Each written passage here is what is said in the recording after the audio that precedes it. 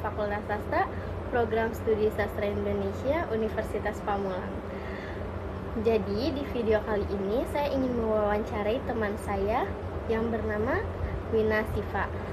Saya ingin mewawancarai dia terkait dengan sejarah sastra dan dia memulai untuk menjadi seorang penulis cerpen. Jadi jangan tunggu lama, mari kita wawancarai si Wina Siva. Halo teman-teman, jadi sekarang aku udah sama Wina Siva. Jadi aku mau tanya nih ke Wina Siva. Hai, Wina Apa Siva kabar, Kak? gimana kabarnya?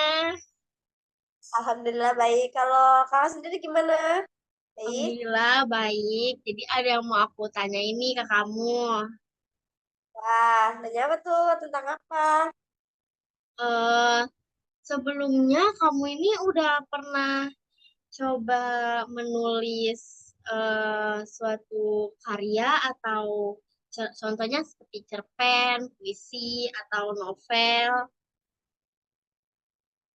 Nah, sebelumnya ya, pernah waktu di MTS itu nulis-nulis. Cuman gak dipublis. Cuman di Wattpad doang.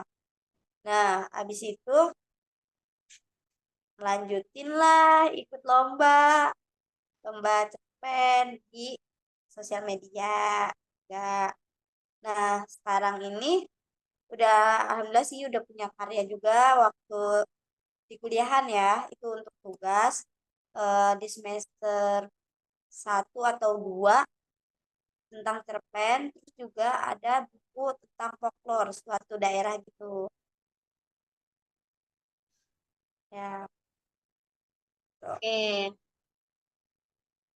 Bisa nggak sih ceritain gitu sedikit latar belakangnya, awal mulanya kayak kepikiran gitu buat bikin cerita tersebut, kayak awalnya tuh dari mana gitu, atau mungkin dari kejadian sendiri, atau emang ada ide aja gitu.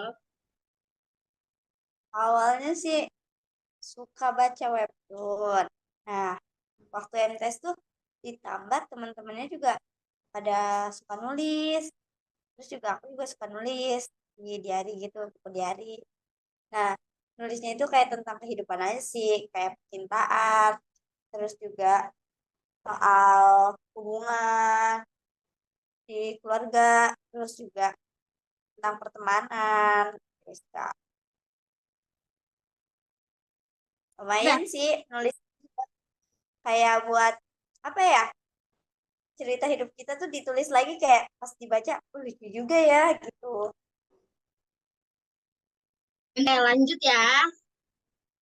Ya, Sejak kapan sih kayak tertarik dunia menulis gitu, atau berkarya di bidang sastra, atau mungkin dari sekolah udah ada pelajaran tentang sastra atau apa?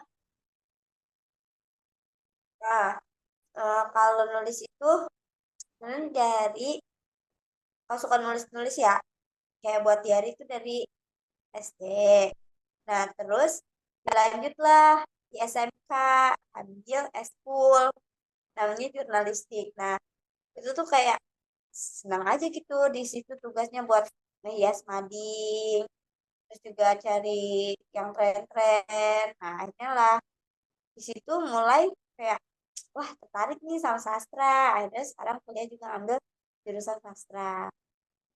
Dari SMK sih mulainya berarti. Eh, Kalau menurut Lina, eh, ada nggak sih arti sastra di kehidupan sehari-hari? Bagi aku sastra itu kayak hiburan, tapi juga kayak cermin. Nah, dia tuh kayak jembatan. Kenapa cermin? Karena lewat sastra kita juga bisa kayak melihat diri kita sendiri. Kayak misalnya, eh apa ya, budayanya kan kita tulis kayak bikin konfliknya dari kehidupan asli gitu. Terus juga bawa perasaan kita kayak dicurahin aja gitu. Nah, terus dari jembatan itu buat aku kayak, wah sastra lumayan juga sih menginspirasi kalau terus kan ditambah buat ditulis-tulis aja. dengan sastra juga jadi kayak banyak pelajaran yang aku dapet. Hmm. Selanjutnya, ada tantangan utama nggak? Kayak awal-awal mulai jadi pengen menulis cerpen nih. Jadi kan Mina kan udah punya karya cerpen nih. Oh iya, kalau boleh tahu judulnya tuh apa? Kalau cerpen waktu itu yang masih diingat ya, yang lomba itu tentang pelangi sama eh, pelangi pelangi dan aku kalau nggak salah. Nah kalau pelangi itu ceritanya sedikit gak nyambung karena itu awal ya, awal banget bikin. Jadi kayak itu ngeliat pelangi. Nah indah kan. Terus disatuin lah sama tentang kehidupan anak-anak. Kayak pelangi itu tiap ada pelangi ya. Nah, kan itu tentang pelangi ya. Anak-anak zaman sekarang kan atau zaman-zaman dulu kalau ada pelangi kayak seneng, ada bidadari katanya lagi mandi gitu kan. Nah, terus lah di situ aku buat cerita tentang buat anak-anak. Pelangi itu bukan tentang apa ya bidadari lagi mandi, tapi kayak menghibur ketika kita lagi sendu, lagi sedih, tiba-tiba ada hiasan aja di atas awan.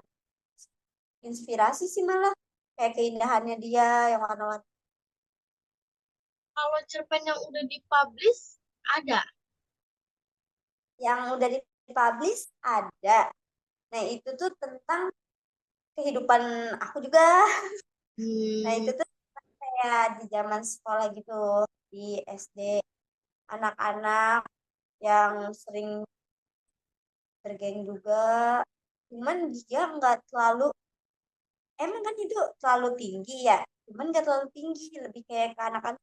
Apalagi ngelihat anak-anak zaman sekarang juga udah banyak pilih-pilih teman. hmm. Nah, Tadi aku kan judulnya apa nih yang udah dipublish cerpennya? yang udah dipublish judulnya tuh aku lupa. Intinya tuh tentang kayak ada pembuliannya juga karena itu ngeliat anak murid aku yang di sekolah. Aku yang jadi Oh, guru. gitu. Dia ada anak ini nih. Sebenarnya dia pinter, cantik, tapi sama teman-temannya tuh gak disukain gitu loh. Dibulinya juga tanpa sebab.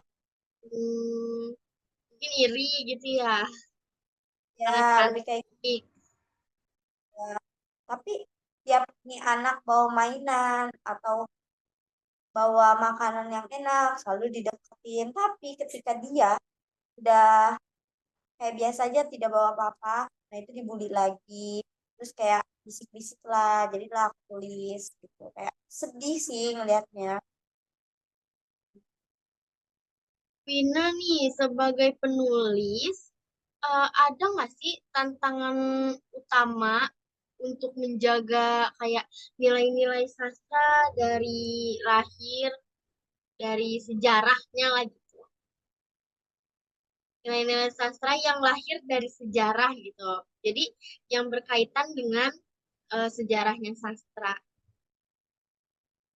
Kalau saya- kan sekarang apalagi kayak udah banyak tren-tren ya kayak TikTok, terus juga YouTube, anak-anak kurang ya kan kayak gitu, paling sih maksudnya ada sejarah tapi kita buat kata-katanya juga nggak terlalu berat buat orang baca gitu loh kak, jadi Hmm, dimodif kayak campuran bahasa gaul tapi ada budayanya juga gitu biar oh, eh, apalagi anak Gen Z ya, anak hmm. Gen Z itu kayak duh bahasanya udah berat males deh gue gitu kan. Nah, gue sebagai penulis juga mungkin sekarang banyak tantangannya juga sih apalagi anak Gen Z kurang ya dengan baca, jadi pinter-pinter nyari kata walaupun maksudnya walaupun gaul tapi tetap gak kasar gitu loh kak, jadi nggak begitu banyak tantangan sih, lumayan malah lebih seru sekarang. Oke, Wina, last nih ya. Ada nggak sih pesan yang mau disampaikan ke para pembaca muda atau yang mau mulai menulis sejarah tapi belum mengenal tentang sejarah sastra Indonesia nih. Hmm, kalau pesan sih, kalau kataku ya, mulai dulu aja. Terus baca yang klasik-klasik ringan, kayak hikayat, terus syair atau novel Badai Pusaka juga tuh. Terus memahami apa sih ditulis saat itu. Nah, setelah paham, coba bikin versi kita sendiri gitu kan. Nah, Eh, ceritain sudut pandang zaman sekarang gitu. Kayak ini sih yang kayak tadi kayak campuran juga, tapi nggak selalu jomplang atau ini ya. Lebih ke pilih-pilih kata, terus juga lebih banyak tanya juga sih kayak, cocok gak sih kayak ngasih tahu nih ke temennya, misal aku lagi nulis, aku nulis ini loh. Nah, menurut kamu gimana sih? Nah, kan itu kan ada pandangan juga kan. Jadi kayak eh. lumayan lah buat revisi-revisi kita.